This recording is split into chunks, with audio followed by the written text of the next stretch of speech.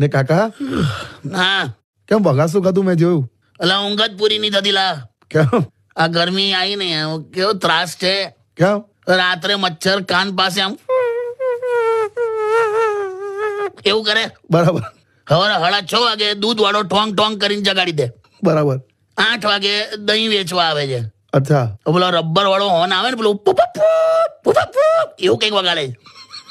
10 વાગે શાકભાજી વાળો આવે બૂમા બૂમ 50 રૂપિયા કિલો 50 રૂપિયા કિલો. અમારી ત્યાં 50 સાંભળીને કોઈ બહાર નહીં આવતું. એવું છે?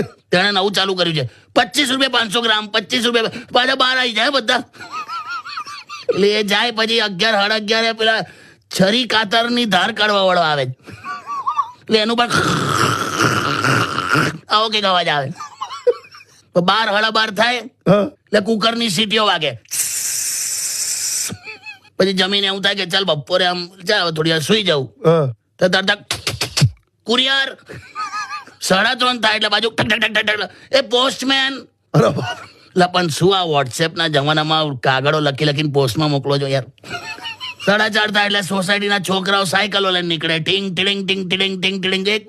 હું ભગવાન જાણે 6 સાડા 6 થાય એટલે આખા ગામનો ટ્રાફિક છૂટ્યો હોય. કરેક્ટ. પીપી પોપો પીપી અને બધો ટ્રકો નીકળે અરે ભાઈ બહુ ટ્રક હોય છે યાર. એના હોર્ન પાછા. ને કાકા